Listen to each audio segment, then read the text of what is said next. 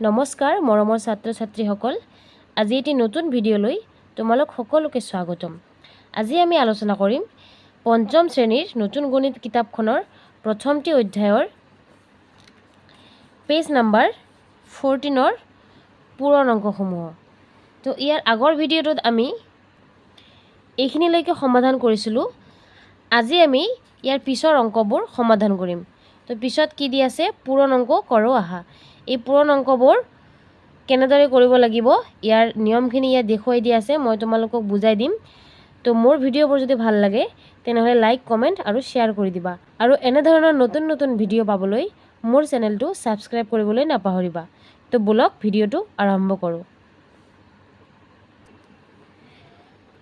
কি দি আছে, পূৰণ কৰোঁ আহা। উদাহৰণ দুটা আমাক দেখুৱাই দিয়া আছে, তাৰপিছত নেক্সট পেজত তোমালোকক কিছুমান অংক কৰিবলৈ দিছে। তো প্ৰথমতে আমাৰ কি জানিব লাগিব, পূৰণৰ ঘৰ নেওতা আমাৰ মুখস্থ থাকিব লাগে, নহ'লে কিন্তু আমি পূৰণ অংক কৰিব নোৱাৰিম। পাৰিম কিন্তু সময় লাগিব, গতিকে পূৰণৰ ঘৰ নেওতা আমাৰ মুখস্থ আগতে কৰিব লাগিব। তোমালোকে পূৰণৰ ঘৰ নেওতা মুখস্থ কৰিবা।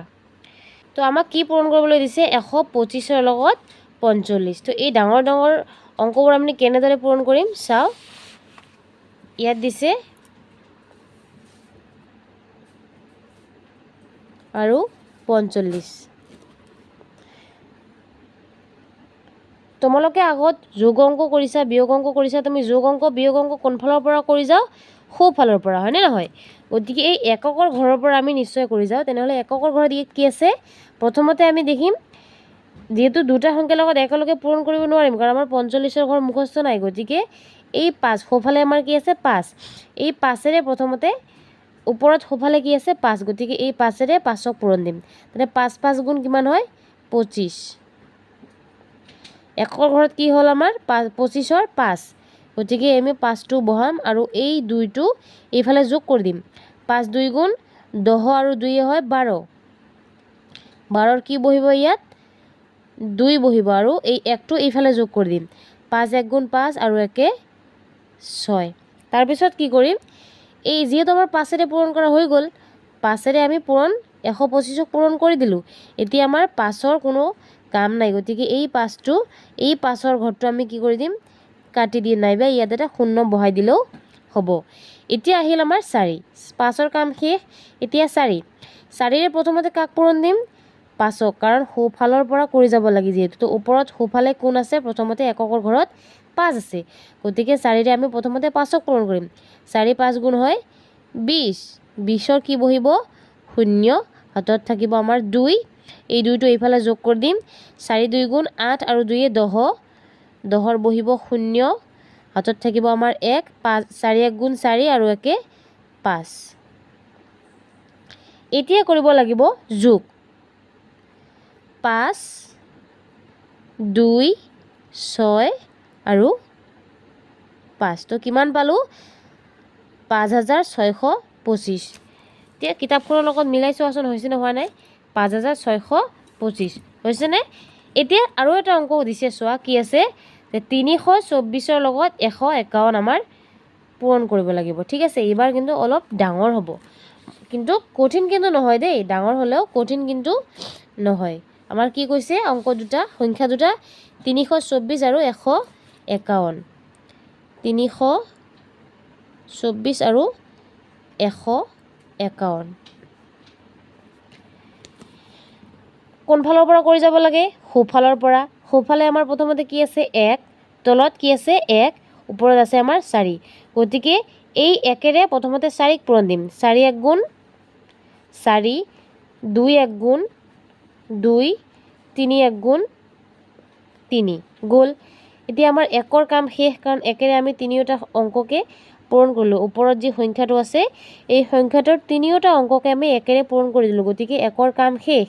সেইবাবে আমি কি, এই 1ৰ তলত যিটো ঘৰ আছে এই ঘৰটো কাটি দিলোঁ। এতিয়া আহিলে আমাৰ 5 4 গুণ, প্ৰথমতে কাক কৰিব লাগে 4ক, কাৰণ ওপৰত সোঁফালে আমাৰ কি আছে 4 আছে, গতিকে 4 5 গুণ হয় আমাৰ 20। 20ৰ কি বহিব, শূন্য, 2 এইফালে যোগ হ'ব। 5 2 গুণ হয় 10। 10 আৰু 2 হ'ব 12। 12ৰ বহিব 2 আৰু হাতত কি থাকিব আমাৰ 1। এই 1টো এইফালে যোগ হ'ব। 5 3 গুণ 15 আৰু একে হ'ব 16 যেহেতু এইফালৰ কোনো সংখ্যা নাই গতিকে আমি ডাইৰেক্ট 16 বহাই দিম হ'ল এতিয়া আমাৰ 5ৰ কাম শেষ গতিকে এই আগৰ নিচিনাকে এইটো ঘৰ যেনেকৈ কাটি দিলোঁ 5ৰ কাম শেষ গতিকে এই 5ৰ সমানে অংকবিলাক তোমালোকে সমানে সমানে লিখিবা তেতিয়া যোগ কৰিবলৈ সুবিধা হ'ব কিছুমানে কি কৰে যেনে তেনে লিখি থৈ দিয়ে তেতিয়া লিখিবলৈ আমাৰ যোগ কৰিবলৈ অসুবিধা হয় গতিকে এই 5ৰ সমানে থকা ঘৰটো আমাৰ কি এতিয়া কাটি দিম ঠিক আছে তাৰপিছত এতিয়া কি বাকি থাকিল 5 দিও পূৰণ কৰিলোঁ 1 দিও পূৰণ কৰিলোঁ এতিয়া বাকি থাকিল আমাৰ আৰু এটা 1 তেনেহ'লে এই 1ৰে প্ৰথমতে পূৰণ কৰিব লাগিব কাক 4ক সোঁফালে আমাৰ আছে 4 তেনেহ'লে 4 1 গুণ 4 2 1 গুণ 2 3 1 গুণ 3 আৰুতো কোনো সংখ্যা নাই গতিকে এতিয়া আমি যোগ কৰিম 4 2 0 2 2 3 5 5 আৰু 4 হ'ব আমাৰ 9 6 2 8 আৰু 3 1 4 এইটো হ'ল আমাৰ অংক ঠিক আছে তো এনেদৰে আমাক তলত কিছুমান অংক কৰিব দিছে চোৱা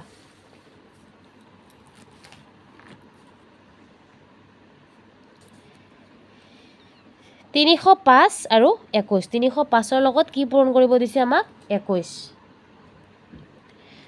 মই অভ্যাসনৰ অংকবোৰ ইয়াত গোটেইকেইটা কৰি দিছোঁ তোমালোকক প্ৰথমটো বুজাই দিছোঁ আগততো বুজাই দিলোঁৱে এইবোৰ কৰি দি আছে সবকেইটা গোটেইকেইটা বুজাই দিলে ভিডিঅ'টো বহুত ডাঙৰ হ'ব গতিকে মই ইয়াত লিখি দিছোঁ তোমালোকক মই ভিডিঅ'টো দেখুৱাই দিম কিতাপ বহিখন তোমালোকে লিখি ল'বা চাই প্ৰথমটো মই বুজাই দিছোঁ চোৱা ইয়াত কি আছে 21 আৰু ইয়াত আছে 305 গতিকে 305ৰ লগত 21 পূৰণ কৰিলে কি কৰিব লাগিব প্ৰথমতে আমাৰ সোঁফালে আছে 1 তলৰ সংখ্যাটোৰ সোঁফালে আছে 1 আৰু ওপৰৰ সংখ্যাটো আমি প্ৰথমতে 1ৰে ওপৰৰ সংখ্যাটোক পূৰণ দিম তেনেহ'লে 5 1 গুণ 5 0 1 গুণ 0 যিকোনো তোমালোকে মনত ৰাখিবা যিকোনো সংখ্যাৰ লগত যদি আমি 0 পূৰণ কৰোঁ তেনেহ'লে 0 হ'ব ঠিক আছে গতিকে 0 1 গুণ 0 আৰু 3 1 গুণ 3 তাৰপিছত এই 1ৰ কাম শেষ সেইকাৰণে কাটি দিলোঁ 1 ঘৰ 2 5 গুণ 10 10ৰ 0 হাতত থাকিব আমাৰ 1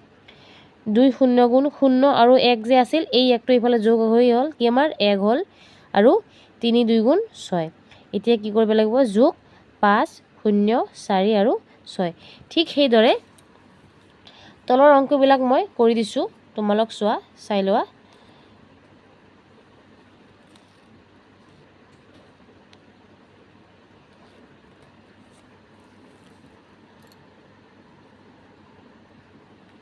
প্ৰথমতে নিজে নিজে চেষ্টা কৰিবা তাৰপিছত ইয়াৰ পৰা মিলাই ল'বা ঠিক আছে এতিয়া আহোঁ আমি নেক্সট পেজলৈ নেক্সট পেজত কি দি আছে চোৱা তোমালোক এইখিনিলৈকে আমি কৰিলোঁ এইবোৰ অংক আমি সমাধান কৰিলোঁ এতিয়া পিছত চোৱা ইয়াত কিছুমান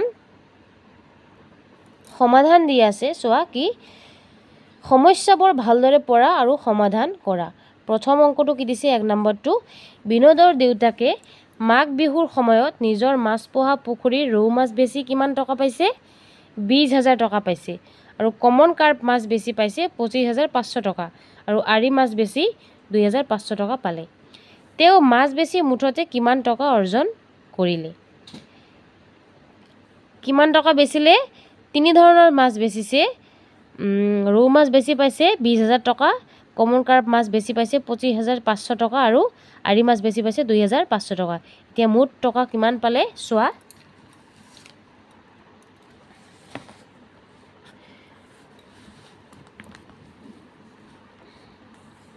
বিনোদৰ দেউতাকে ৰৌ মাছ বেছি পালে কিমান টকা 20,000 টকা ঠিক আছে কমন কাৰ্প মাছ বেছি পাইছে কিমান টকা 25,500 টকা আৰু আৰি মাছ বেছি পাইছে 2,500 টকা এতিয়া তেওঁৰ মুঠ টকা কিমান পালে তেওঁ এই তিনিটা যোগ কৰিলে আমি উত্তৰটো পাই যাম তো এই তিনিটা সমানে সমানে যোগ কৰিছে 0 0 0 5 আৰু 5 হ'ব 10 10ৰ 0 1টো এইফালে যোগ হ'ব 2 আৰু 5 আৰু 2 হ'ব 7 আৰু 1 হ'ব 8 2 আৰু 2 4 তেনে 48,000 টকা আমাৰ মাছ বেছি বিনোদৰ দেউতাকে কিমান টকা পালে 48,000 টকা এতিয়া পিছৰ অংকটো চোৱা ৰমাৰ মাকৰ মাহিলী আয় কিমান টকা 15,000 টকা তেখেতে তাৰে প্ৰতি মাহে 5,000 টকা পোষ্ট অফিচত জমা ৰাখে পোষ্ট অফিচত 5,000 টকা জমা ৰাখে। এই বছৰত তেওঁ কিমান টকা পোষ্ট অফিচত জমা ৰাখে আৰু প্ৰতি মাহত তেওঁৰ আয়ৰ কিমান টকা বাকী থাকে। যদি প্ৰতি মাহে 5,000 টকাকৈ পোষ্ট অফিচত থয় তেনেহ'লে এক বছৰত কিমান হ'ব? এক বছৰত আমাৰ কিমান মাহ? 12 মাহ। এমাহত থয় 5,000 টকা, তেনেহ'লে 12 মাহত কিমান টকা হ'ব এইখিনি উলিয়াব লাগিব। আৰু মাহে 15,000 টকাত ৰমাৰ মাকৰ আয়। 15,000ৰ পৰা যদি 5,000 টকা জমা থয় আৰু কিমান টকা বাকী থাকিব? কিমান থাকে? 10,000 টকা। এইটো অংক মই কৰি দিছোঁ চোৱা। ৰমাৰ মাকৰ মাহিলী আয় কিমান টকা? 15,000 টকা। প্ৰতি মাহে পোষ্ট অফিচত জমা ৰাখে 5,000 টকা। এক বছৰত যিহেতু 12 মাহ, গতিকে এবছৰত জমা ৰাখিব কিমান টকা? 12 পূৰণ 5,000। 5 12 গুণ কিমান হয়? 60 হয়। 3টা শূন্য আছে, 3টা শূন্য বহাই দিছোঁ, ইমান টকা। হ'লনে? পিছত কি দিছে যে মাহত তেওঁৰ আয়ৰ বাকী থাকিব কিমান? 15,000 টকা যিহেতু মাহত আয় হয় আৰু 5,000 টকা জমা থয়, সেইকাৰণে 5,000 টকাটো আমি 15,000ৰ পৰা বিয়োগ কৰি দিম। 15ৰ পৰা 5,000 টকা গ'লে কিমান হয়? 10,000 টকা। পিছৰ অংকটো কি দি আছে চোৱা। 25,000 আসনৰ ক্ষমতা থকা এখন ষ্টেডিয়ামত ফুটবল মেচ এখন চাবলৈ 22,345 জন দৰ্শক উপস্থিত আছিল। এখন ষ্টেডিয়ামত কিমানজন মানুহ বহিব পাৰিব? 25,000 মানুহ একেলগে বহিব পাৰিব। এখন ফুটবল মেচ হৈছিল, সেই খেলখন চাবলৈ কিমানজন মানুহ গৈছিল? 22,345 জন। এই ষ্টেডিয়ামখনত আৰু কিমান আসন খালী থাকিব? আৰু কিমান আসন খালী থাকিব চোৱা। ষ্টেডিয়াম এখনত আসনৰ ক্ষমতা আছে কিমান? 25,000খন। মেচ চাবলৈ দৰ্শক উপস্থিত আছিল সমান 22,345 জন। এই ষ্টেডিয়ামখনত আসন খালী থাকিব কিমান? এই 25,000ৰ পৰা 22,345 যদি আমি বিয়োগ দিওঁ কি হ'ব? 2,655খন আমাৰ আসন খালী থাকিব। এতিয়া নেক্সটত কি আছে চোৱা। ৰমেনে গুৱাহাটীলৈ পটল বিক্ৰী কৰিবলৈ গ'ল। তেওঁ প্ৰতি কিলো 40 টকা দৰত 30 কিলোগ্ৰাম পটল বিক্ৰী কৰিলে। কিমান কিলোগ্ৰাম? 30 কিলোগ্ৰাম। তেওঁ কিমান টকা অৰ্জন কৰিলে? 1 কিলোগ্ৰাম পটল বিক্ৰী কৰিছে 40 টকাত আৰু কিমান পটল বিক্ৰী কৰিছে? 30 কিলোগ্ৰাম। ঠিক আছে, তো কিমান টকা অৰ্জন কৰিলে চোৱা। ৰমেনে গুৱাহাটীলৈ পটল বিক্ৰী কৰিবলৈ গ'ল। তেওঁ প্ৰতি কিলো 40 টকা দৰত 30 কিলোগ্ৰাম পটল বিক্ৰী কৰিলে। মুঠ টকা অৰ্জন কৰিব সমান 40 পূৰণ 30। 3 4 গুণ কিমান হয়? 12। 2টা শূন্য আছে, 2টা শূন্য বহাই দিলে আমাৰ উত্তৰটো মিলি গ'ল। এতিয়া আহোঁ নেক্সট অংকটোলৈ। এখন মণ্ডল পৰ্যায়ৰ ক্ৰীড়া সমাৰোহত 8খন বিদ্যালয়ৰ পৰা মুঠ 400 ছাত্ৰ ছাত্ৰীয়ে যোগদান কৰিছিল। কিমানখন বিদ্যালয়? 8খন। আৰু ছাত্ৰ ছাত্ৰী কিমানজন? 400 জন। প্ৰতিখন বিদ্যালয়ৰ পৰা সমান সংখ্যক অংশগ্ৰহণকাৰীয়ে যোগদান কৰিলে।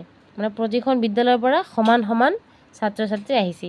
এতিয়া প্ৰতিখন বিদ্যালয়ৰ যোগদানকাৰী ছাত্ৰ ছাত্ৰীৰ সংখ্যা কিমান হ'ব আমি চাওঁ আহা।